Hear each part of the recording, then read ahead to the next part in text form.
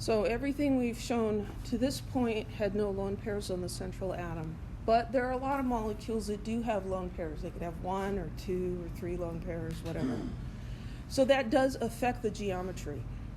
So now we need to distinguish between electron geometry and molecular geometry. The electron geometry is the arrangement of the electron groups. The molecular geometry is the arrangement of the atoms. We always have to look at electron geometry first, and then the molecular geometry. If there are no lone pairs, those two are the same. It's just the lone pairs that change things a little. So let's look at ammonia. And I'll draw the Lewis structure up here real quick. Oh, that was sloppy.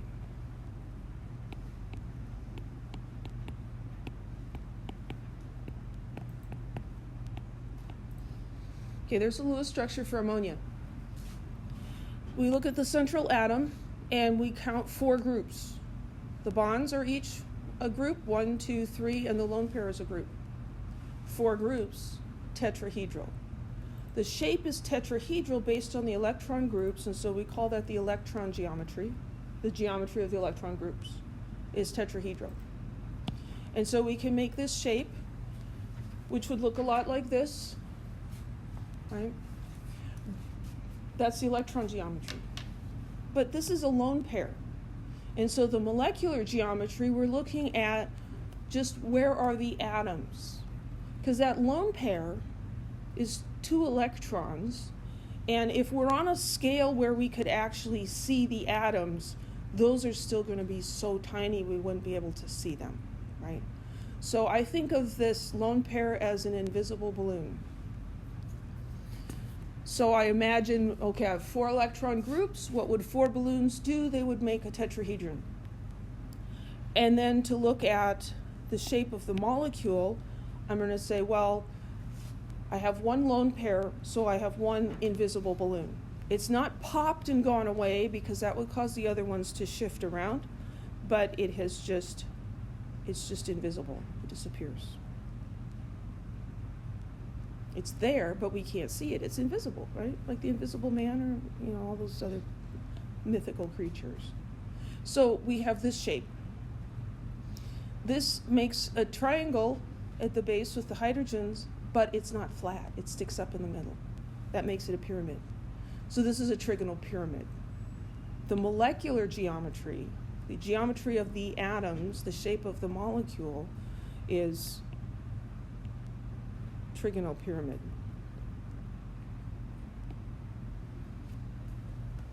Any questions about that? So in my little model here, I have a tetrahedron, and if I have a lone pair, I'm just going to take off one of those atoms. And there's the lone pair, and I'm just describing the shape of that the atoms make. And so that's a trigonal pyramid, because this one in the middle is sticking up a little bit. Stay. So the lone pairs are actually more repulsive than the bonding pairs. And here's an illustration of why. So a bonding pair is pretty much confined between the 2 nuclei that is bonding together. Whereas a lone pair is only attached to 1 nucleus, and so it tends to kind of spread out in space. So this is going to spread out, is going to be pushy, and take up more space than the bonding pairs.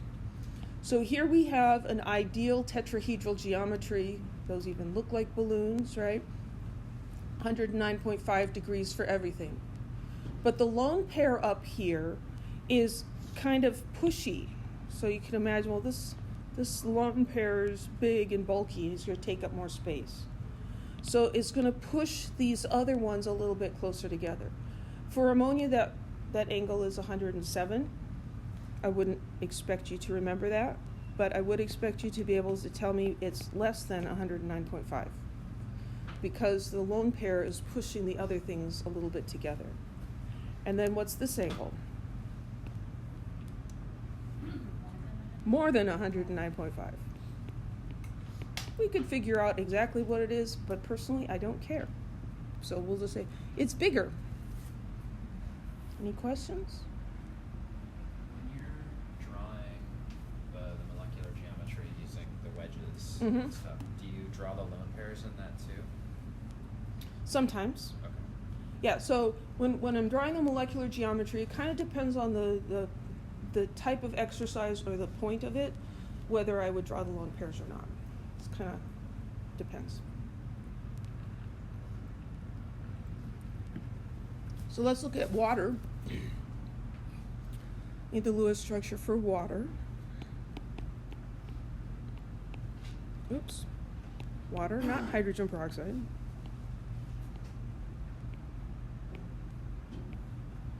So there's water. And just, not thinking about this too hard, you might predict that that's a linear structure, right? There's an oxygen and two hydrogens. They should just be on opposite sides. This is one of those 3 atom molecules. Why isn't it linear? Because there's 2 lone pairs on them. So when we look at the central atom, we see there's 4 groups. There's 2 lone pairs and 2 bonding pairs, 4 groups. 4 groups makes a tetrahedron. So here's our tetrahedral geometry. We have hydrogens on the single bonds at 2 of the points and lone pairs at the other 2. So we count the groups, we think about what would that number of balloons do, and then to look at the molecular geometry, we say, well, those lone pairs are like invisible balloons. So I'm going to pretend I can't see them, make that one go away, and make this one go away. And what do we have left? We have left this. And that's got the very fancy name, bent. It's not linear, it's bent. Some books use angular bent's better because it's short, just very sweet. It's bent. Everybody okay with that? So this model here, I had a tetrahedron, and if I take off 2 of the atoms so that I can have 2 lone pairs, 2 bonding pairs, this is bent. It's like a V or a caret or whatever. It's bent. Now, the lone pairs do affect the bond angle. Let me just bring back those guys. So this would be the ideal tetrahedral geometry, angles of 109.5. But these lone pairs take up more space. And so they push the bonding pairs a little closer together. And there's 2 of them here, and so the effect is greater than it was in ammonia. And so the angle here is 104.5. But again, all I expect you to remember is it's less than 109.5. Any questions? Yeah. So if those lone pairs on oxygen weren't there, would it be linear? Yeah, if there weren't any lone pairs here, we just had 2 bonds, it would be linear. And we'll learn later that this bent geometry has a big effect on the properties of water. Water would act very differently if it wasn't bent. So this is showing the relative repulsion of electron groups. So we have the most repulsion between 2 lone pairs. Not only do they take up more space, but they hate each other more. In the middle is the repulsion between a lone pair and a bonding pair, and the least amount of repulsion is between bonding pairs. And if you're thinking about the atoms at the other end, that's exactly the opposite of what you would think. Right? It's like, but there's an atom at the end, and that's bulky, and that's going to take up space. We're not looking at the atoms at all. We're looking at the electron groups. And the lone pairs are bulkier than a single bond, a double bond, or even a triple bond. So the number of lone pairs is going to affect the bond angles. So here, these are all tetrahedral electron geometries, four groups. There's no lone pairs, we have a perfect tetrahedron. 1 lone pair, these guys get squeezed together, 107. 2 lone pairs, they get squeezed together even further. What would happen if we had 3 lone pairs? That's a trick question. If I had 3 lone pairs, I would just have a diatomic molecule. Any questions? What's the molecular geometry of a molecule whose central atom has 3 bonding groups and 1 lone pair?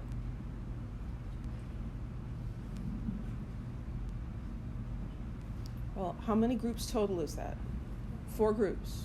4 groups do what? Make a tetrahedron. I have a lone pair, so one of the groups is invisible. So what's left? Yeah, trigonal pyramid. D, choice D is left. Any questions? 5 electron groups with lone pairs. Waiting for screen. Yeah, you think, yeah. Okay, so let's look at SF4. If you just look at the structure for SF4, you might think, yeah, just ignore that little white square, I don't know why.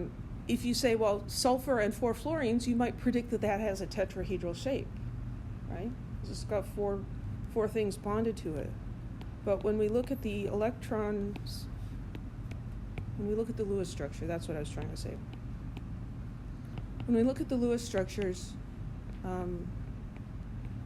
we find out that after we put lone pairs around the fluorines, we still have one more lone pair.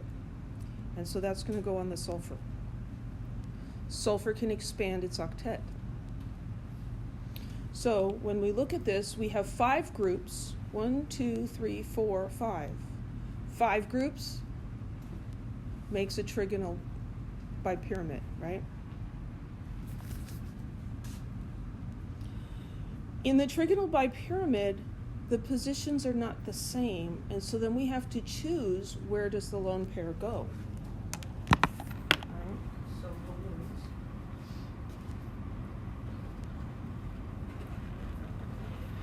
We can put the lone pair where the red balloons are in the axial positions, and then it will have 90-degree angles with all of its neighbors.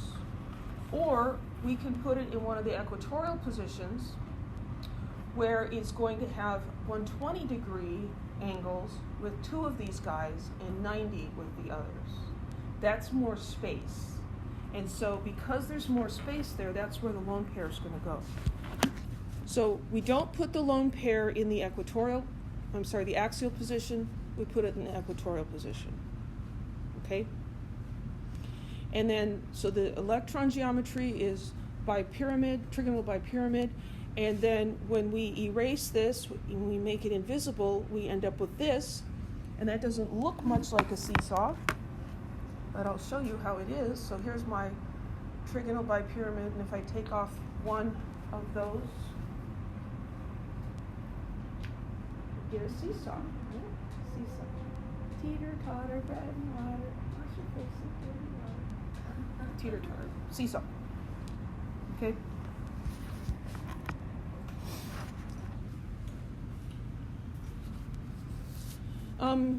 What about 5 electron groups and 2 lone pairs?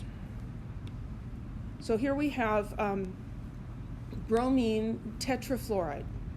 And when we do the Lewis structure, we find out it has 2 lone pairs on the central atom and 3 bonds. 5 groups, trigonal bipyramid. So here's our trigonal bipyramid. Come on, pointer. No, not going to cooperate. The one in the middle. And the first lone pair went into an axial position. And then the second lone pair is going to choose where to go.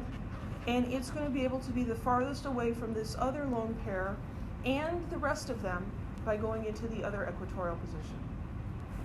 You might think that they would take the 2 axial positions, but that actually, it's a little bit complicated, but that's not where they have enough room. So the equatorial positions is where they go. There's the pointer back. So we get a trigonal bipyramid, and then we imagine these 2 balloons being invisible, and so we have this left. And if you tip your head to the side, that looks like a T. Right? So here's my trigonal pyramid, and I'm going to take off another one, and there's a T. T-shaped. Okay? Like I said, we're not trying to be difficult here. Is a T-shaped molecule a planar molecule? Yes. Yeah, this is a planar molecule. So it's nice and easy to draw. What if we throw another lone pair in there? Xenon difluoride. So you might look at this and say, well, that's linear. And this time you'd actually be right, but not because of what you think. So when we do the Lewis structure, we see that there's 2 bonding pairs, 2 single bonds, and 3 lone pairs. So the 3 lone pairs are going to take the equatorial positions. So it's like this little girl, her tutu is gradually becoming invisible, you know. First this part and then the other part. You can't do anything to the girl. She's real. And an invisible tutu is not a problem because she is wearing a leotard. So we're still all decent and everything. But these are all invisible now, and so what's left is linear. So if I take this other one off of this structure, it's linear. It's got lone pairs sticking out around the middle, but when I look at the shapes of the atoms that make the molecule, it's linear. Any questions? We generally don't pester you about bond angles with the 5 or 6 electron groups. Okay, 6 electron groups with lone pairs. Bromine pentafluoride. It's got 5 bonds and then 1 lone pair. And so on an octahedral shape, all of the positions are the same. So that first lone pair, it doesn't matter where you put it. They chose the bottom one. I'm not sure why, but they did. And so if we make this balloon invisible, then we get this shape. And this shape is called a square pyramid. It's not a bipyramid because it's only one pyramid, and it's a square at the base. Right? So this is the base of it. It's a square. And then up to the point in the middle, it's a pyramid. So I have my octahedral shape here, and I could take off any of these. It doesn't matter. It's always going to be the same. Take off this one.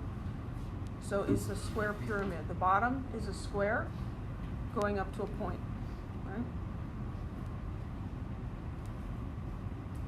Any questions?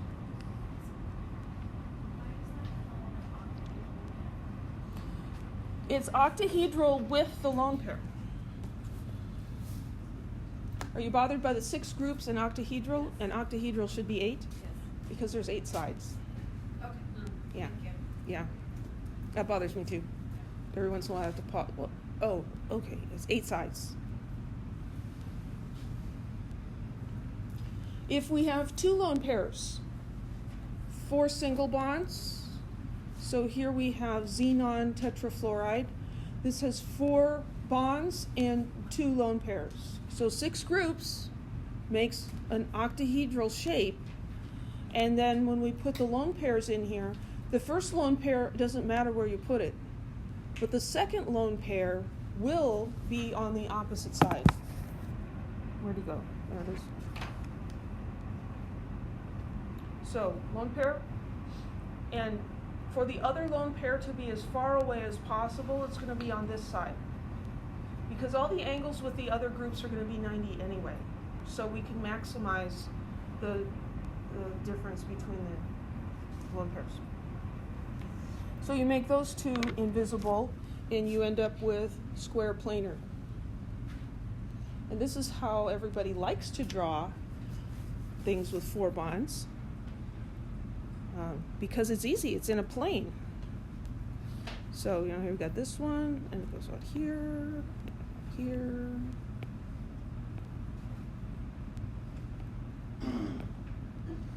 It's flat, it's a square.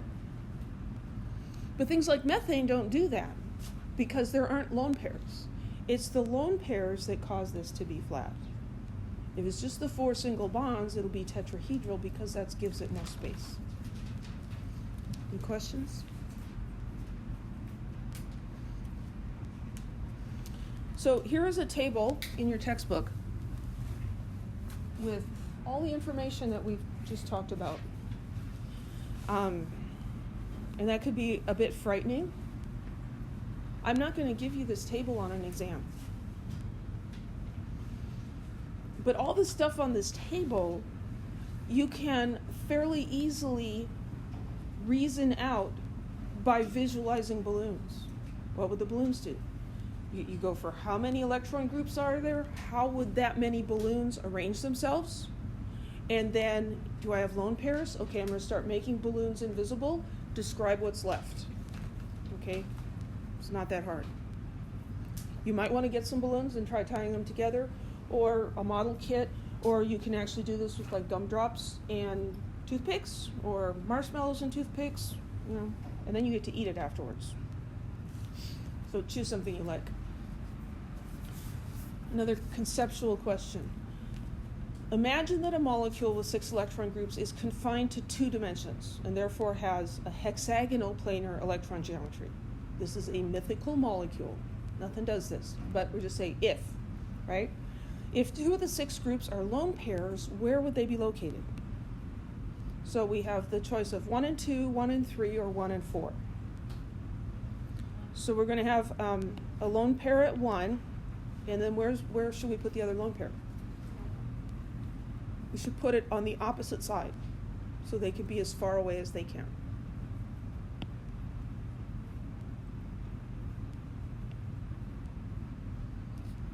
Any questions? Summarizing VSEPR theory. It's a good summary slide. The geometry of the molecule is determined by the number of electron groups on the central atom. The number of electron groups is determined from the Lewis structure of the molecule. Got to start with the Lewis structure. Each of the following counts as 1 electron group, a lone pair, a single bond, a double bond, a triple bond, a single electron, as in a free radical. The geometry of the electron groups is determined by their repulsions, and then bond angles can vary because multiple bonds are bulkier than single bonds, and lone pairs are more repulsive even than a triple bond. Okay. Which statement is always true according to VSEPR theory? It's always dangerous when they say always. The shape of a molecule is determined only by repulsions among bonding electron groups. Well, we're not sure. The shape of a molecule is determined only by repulsions among non-bonding electron groups. No, that one's definitely not right. The shape of a molecule is determined by the polarity of its bonds. I don't think I've used the word polarity once this morning, right? So that's probably not right. The shape of a molecule is determined by repulsions among all electron groups on the central atom, or interior atoms if there's more than one. Yeah, that's the correct one. That first one sounded pretty good, except it's excluding lone pairs, right? And the lone pairs are repulsive, so it can't be that one.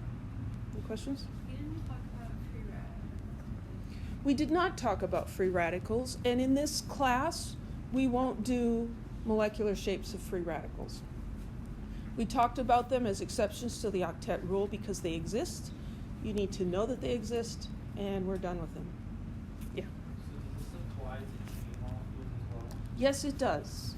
This applies to most molecules, right? So in an organic compound where you might have a long chain of carbons, then we're going to look at the geometry at each carbon separately. We're actually going to get to that very soon.